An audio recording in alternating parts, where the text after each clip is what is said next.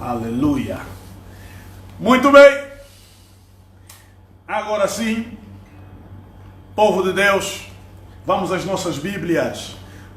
Eu quero continuar o estudo que ministramos, que começamos, na verdade, a ministrar na sexta-feira, sobre a Páscoa.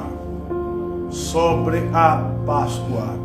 Este domingo de Páscoa, hoje, esse ano, diferente do que foram os anteriores, mas de alguma forma ainda é uma Páscoa feliz, porque nós estamos junto dos nossos familiares, nós estamos a celebrá-lo com os nossos maridos, esposas, estamos a celebrá-lo com os nossos irmãos, filhos, e Deus seja louvado e engrandecido por isso.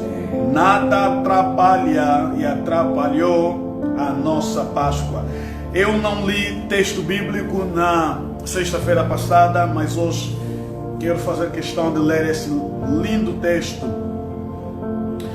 baseado na Epístola de Paulo, ou esse texto da Epístola de Paulo aos Coríntios, primeira Epístola de Paulo à Igreja de Corinto, capítulo 5 e o versículo 7.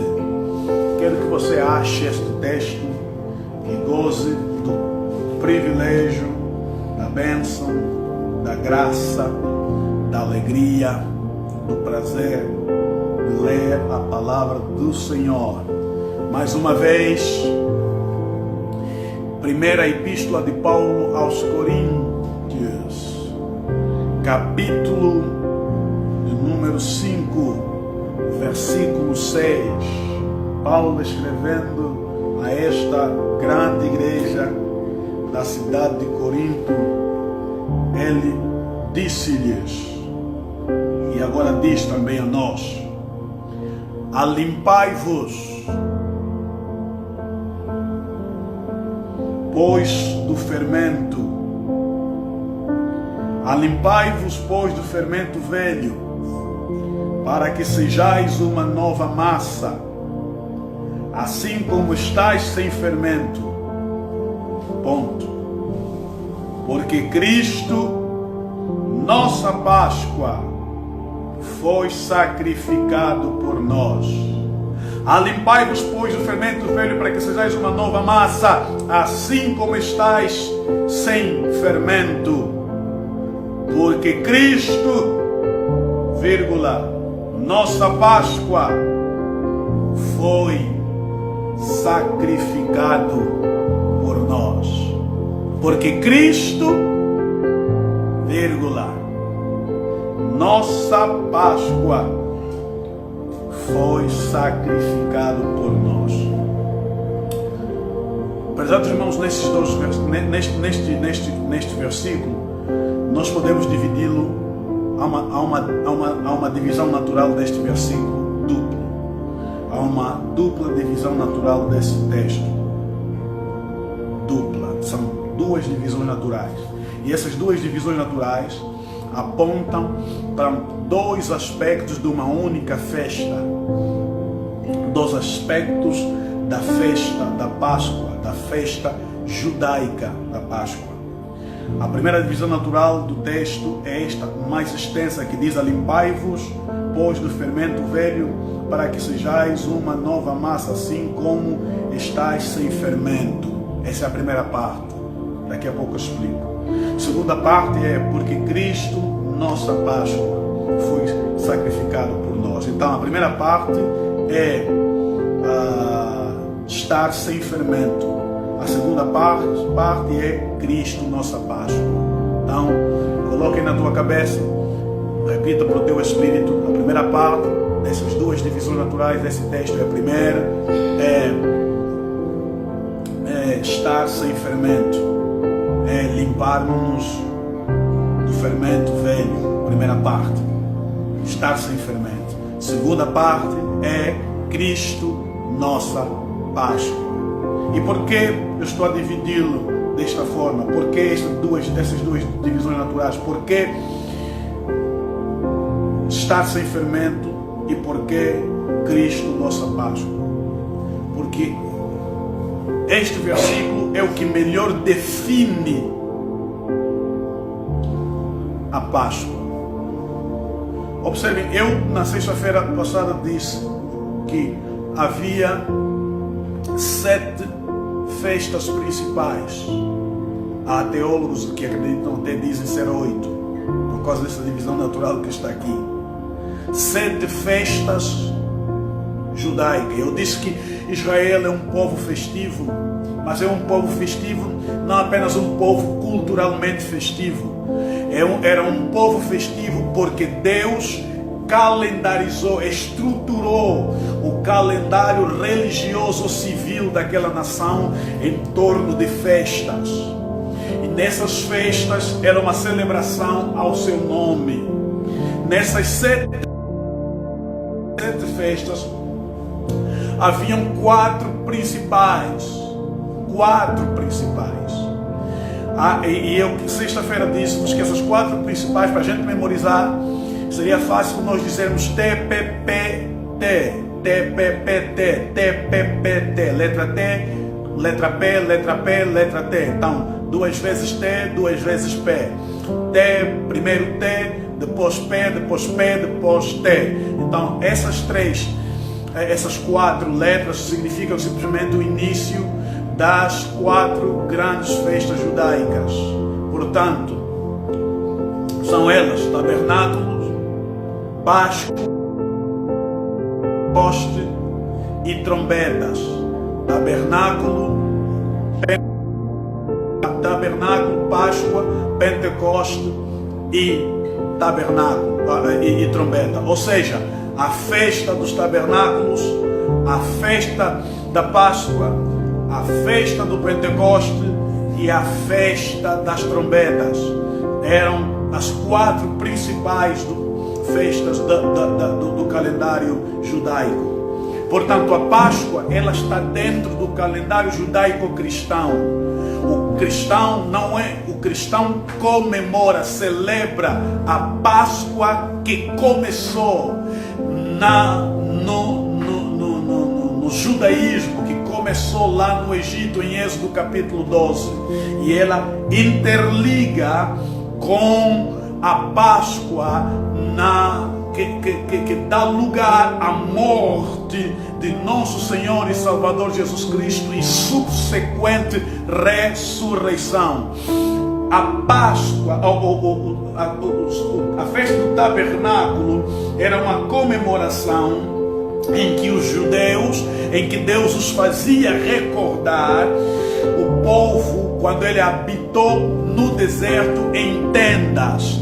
Então, esta festa era para os israelitas jamais se esquecerem de onde Deus os tirara e onde os colocara, para glorificarem a Deus, para exaltarem a Deus que os tirou da escravidão do Egito, os fez passar pelo deserto, fazendo-lhes viver em tenda, em habitação temporária, e depois os estabeleceu, os conduziu, os fez entrar na terra prometida. Agora, todas essas 4 festas que eu mencionei, elas têm relação com Cristo. Para nós, para o judeu, tem relação com a ação histórica de Deus no meio do povo.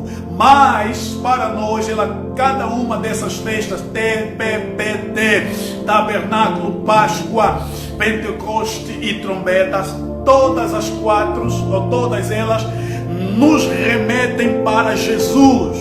Então, a festa do tabernáculo, como eu disse, que recorda a passagem dos judeus tirados do Egito com a mão forte pelo deserto, fazendo-os viver o Senhor em tendas temporárias, é a máxima expressão de Cristo em João capítulo 1, versículo 14, que diz que e o verbo se fez carne e e habitou entre nós, e todos nós vimos a sua glória, a glória do unigênito do Pai. Então, esta palavra, e o verbo se fez carne e habitou entre nós. A palavra habitou quer dizer tabernaculou, ou seja, Deus fez, o Senhor Jesus Deus fez de Maria o tabernáculo de Jesus, e da carne de Jesus é o tabernáculo de Deus que habitou entre nós. É a expressão máxima do mistério da redenção, é a expressão máxima da obra da encarnação em Cristo. Então, a festa do tabernáculo aponta para a habitação, para Cristo que habitou entre nós, e vimos a sua glória por um momento, e por isso é que tabernáculo é só temporário, é um tempo, depois morre, e quando ele morre, ressuscita, e ressuscita, ascende ao céu. Por um tempo ele passou pela terra. Depois do tabernáculo nós vemos a festa da Páscoa. É aqui onde conseguimos inserir este versículo nas suas duas divisões natural. Por quê? Porque a festa da Páscoa não ocorria apenas como festa da Páscoa. Havia dois elementos que ocorriam na mesma festividade. Na verdade, ela era designada festa da Páscoa e dos pães asmos. Dos pães asmos. Os pães asmo é pão sem fermento. É por isso que eu disse que a primeira divisão natural do versículo 7 de 1 Coríntios 5 que nós lemos diz: alimpai-vos, pois, do fermento velho, para que sejais uma nova massa. Os pães da Páscoa, os pães asmos, eram feitos diferente do que era comum. Não podia ser levedado, não podia se levar fermento, não se podia colocar fermento, porque é como expressão máxima do pecado, o fermento levedava a massa, inchava. Então a massa, o pão feito neste período não podia levar fermento. Daí que o texto está a dizer que nós temos que limpar-nos nessa época do fermento velho, para nós é o pecado, para que sejais uma nova massa, assim como estáis sem fermento. Esse é o primeiro aspecto da festa da Páscoa, que era a festa dos pães asmos, ou num português mais simples, a festa dos pães sem fermento. O primeiro aspecto. Mas o texto depois diz: porque Cristo, nossa Páscoa, foi sacrificado por nós. É o segundo aspecto. Este aqui é essencialmente a Páscoa. A essência da Páscoa não é a festa em si, é a pessoa de Jesus Cristo. Cristo é a Páscoa. A Páscoa é o quê? A Páscoa é Cristo sendo sacrificado por nós, para nós, em nosso lugar. Portanto, a Páscoa é exatamente isso. A Páscoa, segundo Paulo, é Cristo sendo sacrificado em nosso lugar. Então, isso nos vai remeter à morte. Mas não é apenas a morte de Jesus em si. Há uma linha de ligação, há um fio condutor que sai do Antigo Testamento, onde há morte, e chega no Novo Testamento, onde está a morte de Jesus. Mas o fio começa no Antigo Testamento, onde em Êxodo capítulo 12, o Senhor decreta que haja morte na Páscoa, na primeira Páscoa, que é a morte dos animais, a morte de um cordeiro, do qual se extraía o sangue e se aspergia sobre a umbral da porta, e vindo, porque visitava naquela madrugada o anjo da morte, e vindo o anjo da morte, o sangue na umbral da porta, ele pulava, passava passava. Daí é daqui que deriva a palavra Páscoa. Passava, passar, pesar, que é passar, que é pular. O anjo passava pela casa que tinha o sangue aspergido sobre o umbral da porta. E aí a Páscoa era decretada. A Páscoa passou. A Páscoa passou. Pesar. A morte passou ao lado, passou por nós, passou. Então observa que cada família tinha que matar um cordeiro. Aqui nós começamos a ver, que eu já repeti e vou sempre repetir, a trajetória do cordeiro. A trajetória do cordeiro, que é também a trajetória de Cristo.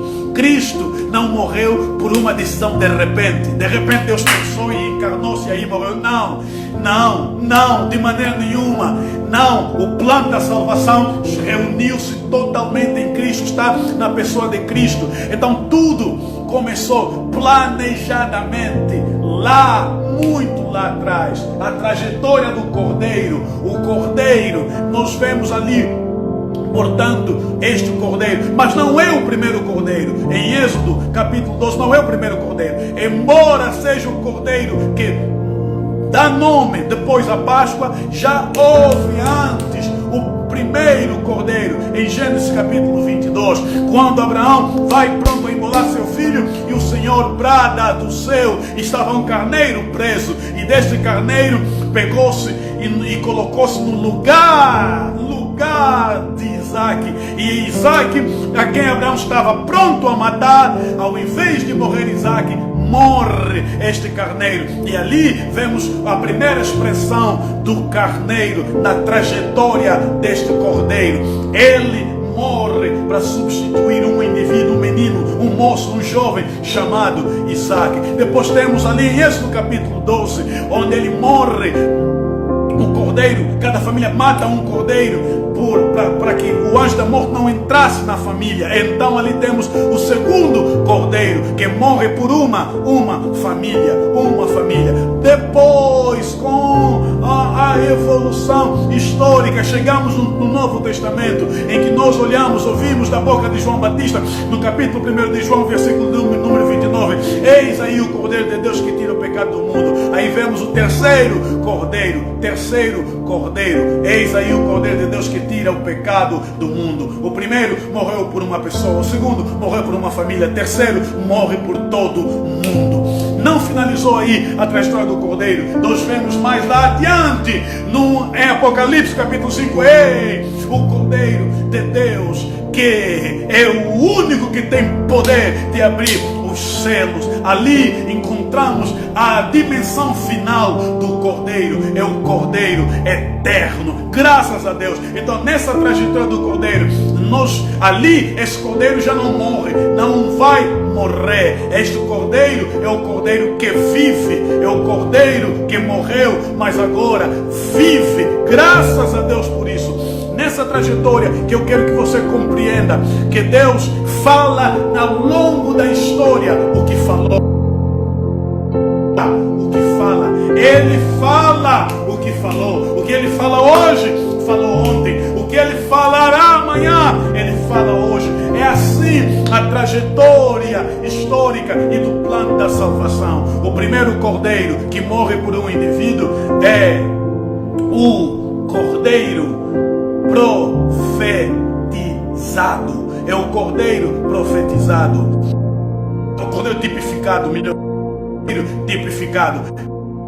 que morreu de Jesus Cristo, que vá, graças a Deus, que sendo Abraão pai de Isaac, que está para imolar seu filho, é a mesma expressão do que Deus fez quando ele vai e deixa o seu filho morrer numa cruz. E por um momento Jesus Cristo na cruz brada: Eli, Eli, lama sabachthani, Deus meu, por que me abandonaste? Assim como Isaac se viu abandonado por um momento, posto que seu pai o amarrou deliberadamente para o matar, o mesmo aconteceu com Cristo na cruz. Então aí nós temos em Êxodo 12, nós temos o cordeiro profetizado. É uma profecia do que ocorreria. Finalmente, nós encontramos em João capítulo 1, versículo número 29, eis aqui o cordeiro de Deus que tirou o pecado. Ali nós temos o cordeiro identificado. Graças a Deus que eu e você identificamos o nosso cordeiro. Não precisamos de um outro Cristo, não precisamos de um outro Senhor. Só Cristo é o Senhor, só o Senhor é Jesus, só Jesus é a salvação, só o Senhor é o nosso cordeiro. Ele é o meu cordeiro, Ele é o nosso cordeiro. Nós já identificamos o nosso cordeiro, o cordeiro de Deus que nos livrou do pecado. Mas ainda veremos o cordeiro numa dimensão maior. Quando nós chegamos à eternidade, isso estamos em Apocalipse 5, aí é o cordeiro glorioso. O cordeiro glorificado é aquele que está no seu trono, é aquele que aguarda por nós, é aquele que nos glorificará. Glória a Deus. Corruptível dará lugar ao corpo incorruptível, e nós seremos e estaremos diante do Senhor, glorificado, olhando para o rosto do Cordeiro a quem o Senhor glorificou. Em teologia, no campo teológico, os estudantes, os teólogos gostam de definir assim, gostam de dizer, existe o Cordeiro Pascal, que é esse Cordeiro de Êxodo capítulo 12. Cordeiro Pascal quer dizer o Cordeiro da Páscoa. O Cordeiro Pascal é aquele que é selecionado, escolhido. Se vocês acompanham o capítulo 12 de Êxodo, vocês vão dar conta que na ordem de Moisés, eles tinham que seguir a risca. Tinha que ser um cordeiro que não tinha mancha, tinha que ser bem selecionado, não podia ser qualquer cordeiro, tinha que ser bem selecionado, sem mancha, sem mácula, perfeito. Glória a Deus, perfeito este cordeiro. Aqui a Bíblia vai nos mostrar a dimensão do cordeiro pascal, que é um cordeiro não arbitrariamente tomado, mas é um cordeiro deliberadamente escolhido.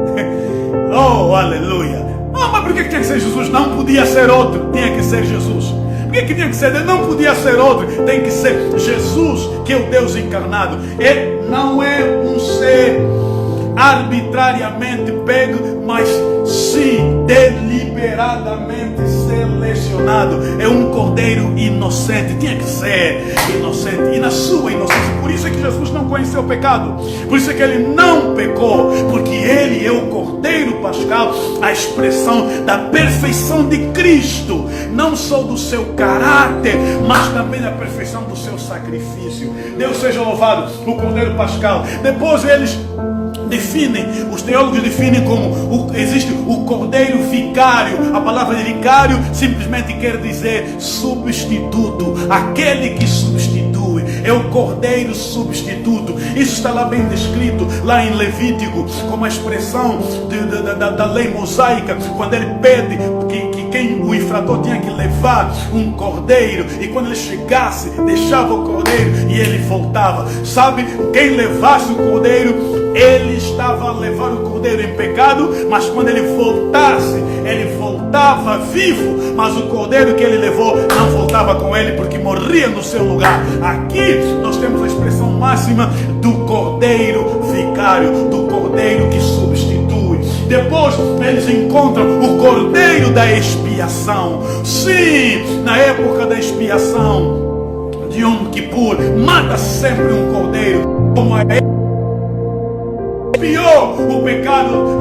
Deus já não vê mais de você e em mim o pecado que nós cometemos. Ele vê a justiça de Cristo em nós. Então Jesus é glorificado, porque é só Ele quem consegue impedir Deus de ver o pecado que há em nós, e faz o Senhor ver o nosso pecado nele. Nele quem? Nele Jesus. Por isso é que nem Jesus nós o temos como advogado. Quando você peca, não perca tempo. Não diga: Senhor, eu pequei, falhei, perdoa-me. E o Senhor Deus vê o teu pecado não mais em ti, mas e Ele é glorificado. E depois encontramos o Cordeiro Eterno, que é lá em Apocalipse. Graças a Deus. Por que Cordeiro Eterno? É para dizer que este Cordeiro já existia antes de nós existirmos. Aleluia! Antes de haver pecado, já havia Salvador. Antes de haver pecado, já havia Redentor. Deus colocou o Cordeiro na eternidade. Antes de haver homem pecador, já havia o Cordeiro Redentor. Glorifica o Senhor aí onde você está, porque o nosso problema tem solução. Não é hoje, não é agora, não é invenção de religião. O Cordeiro, Cristo, não é invenção de religião, não é invenção de igrejas, não é invenção. O Cristo é eterno, o Cordeiro é eterno. Antes de eu ser, Ele já era. Antes de eu existir, Ele já existia. Portanto, Ele existiu primeiro na minha história, antes de haver história. Antes de eu viver a minha história, o Senhor já tinha colocado Ele na nossa história. Agora, este versículo me apaixona, e aqui termino. É apaixonante para mim a última parte, porque diz: porque Cristo, nossa Páscoa, Cristo foi sacrificado por nós, por mim. Dava para dizer assim, que Ele colocou naquela cruz, fomos nós sacrificados por nós. Não é? Os romanos foram instrumentos. Ele foi sacrificado por nós, por mim. E eu escrevi assim nas minhas notas: Cristo é divino em sua origem. Cristo é poderoso em suas obras e ações. Cristo é perfeito em sua oferta.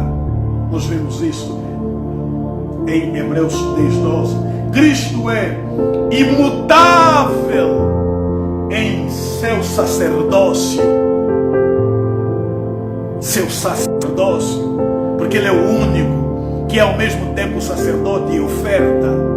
É ao mesmo tempo sacerdote e oferta. Cristo é imutável em seu sacerdócio. Cristo é maravilhoso em seu ensino. Por isso é que nunca ninguém falou como Ele, disseram os judeus. Que autoridade é esta? Maravilhoso.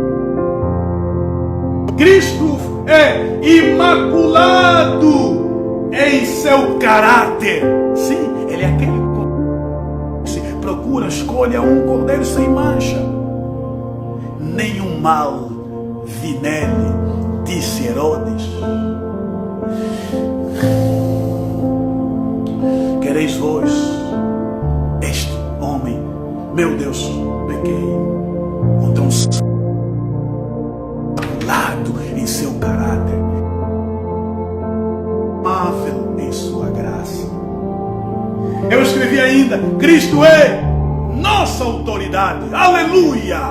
Nossa autoridade, porque em nenhum nome, em um outro nome há dado pelo qual devemos ser salvos. Sim, mas também nos é dito: eis que vos dou poder, eis que vos dou autoridade para pisar serpentes. E ainda nos é dito, e indo cooperando com Ele, o Espírito Santo disse: ide, pregai o Evangelho a toda criatura. Quem crê e for salvo será salvo. Quem crê e for batizado será salvo. E estes sinais seguirão os que creem, que em meu nome pisarão serpente. E se beberem alguma coisa mortífera não fará dano algum. Por quê? Porque Cristo é a nossa autoridade. É por isso que eu tenho muita desconfiança em Deus. Arme e não dar poder a elementos físicos, quando a verdadeira autoridade, o verdadeiro poder está no nome de Jesus Cristo. Cristo é a nossa autoridade, Cristo é a nossa redenção, Cristo é o nosso. Aleluia! Você pode dizer: Cristo é o meu substituto? Cristo é o nosso substituto? Sim, porque Ele é o nosso Cordeiro substituto. Sim, Cristo substituiu o nosso silêncio como uma ovelha muda. Ele subiu e não abriu sua boca.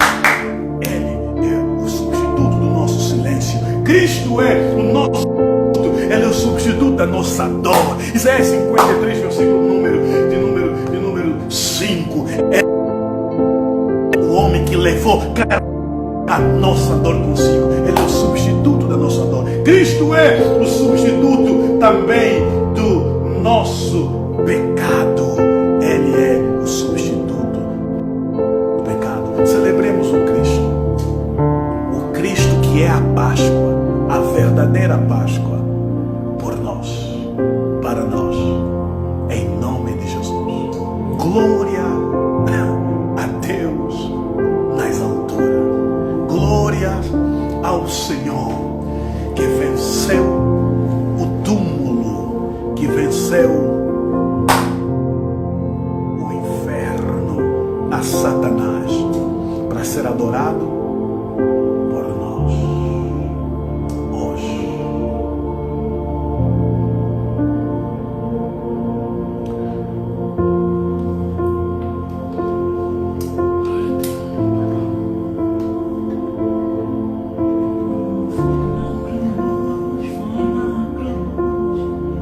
Onde um dia eu vi meus pecados castigados em Jesus, foi ali pela fé que eu os olhos abri, e agora me alegro em sua luz. Foi na cruz, foi na cruz, foi na eu vi meus pecados em Jesus. Foi ali pela fé que os olhos abri, e agora me alegro em sua. Oh, como cego andei, oh, quão cego andei e perdido, longe, longe, longe do meu Salvador, mas do céu ele desceu e seu sangue verteu para salvar um tão pobre pecador. Foi na cruz, foi na cruz, foi na cruz, onde um dia eu vi meus pecados castigados em Jesus. Foi ali pela os olhos abriu, e agora me alegro em sua luz. Aleluia. Obrigado. Foi na cruz e nos alcançou. Quero, antes de orarmos para darmos por encerrada esta live, recordar os irmãos que nós estamos na campanha do Quilo a arrecadar bens não perecíveis para os nossos irmãos que, por exemplo, não podem estar numa live como esta, não podem estar sintonizados, porque não tem como até comprar uma comida, adquirir comida, ter dinheiro para comprar o alimento para a família, quanto mais ter um saldo. Nós estamos a levantar este quilo ao Ministério de Assistência Social da Igreja. Está a pedir os irmãos a parte daquilo que a igreja tem designado para a área da ciência social. Você vai levar, vai pegar, não importa, um pacote de massa, 2, 3 pacotes de massa. Se você pode comprar uma caixa, melhor ainda, massa, 1 litro de óleo. Se você pode comprar uma caixa de litro de óleo, uma caixa de óleo, melhor ainda, principalmente isso, porque a pastora disse que aí que ainda tem da arroz, ainda tem açúcar, mas acredito que nunca é demais. Vá até a sede da nossa igreja, deixa com os seguranças e o diácono Mateus depois vai colocar no celeiro e aí nos comunicamos. A pastora Elizabeth comunica as irmãs e os irmãos que têm esta carência e distribui-se num dia. Os irmãos sabem que nós temos uma tolerância para a saída durante esse estado de emergência, que é das 6 até as 13 horas. Então é nesse período que você pode aproveitar, pegar a tua doação e levar para a igreja, deixar com os seguranças dentro desse espaço de tempo e chegar. É nesse espaço de tempo também que a pastora Elizabeth e os outros membros da ciência social têm utilizado para girar pelo bairro, principalmente aí essencialmente auxiliados pela igreja para receber. Não falte ainda dentro desta semana que começamos hoje, dê a tua contribuição e o Senhor será exaltado e glorificado por tua vida. Muito obrigado por tua ajuda, por teu coração, por tu. Lembremos-nos, continue a ser o crente que você sempre foi, ou então passe a ser o crente que você nunca foi. E o nosso Deus, o Deus de paz, nos santificará em tudo. Em nome de Jesus. Shalom Adonai. Deus abençoe os irmãos.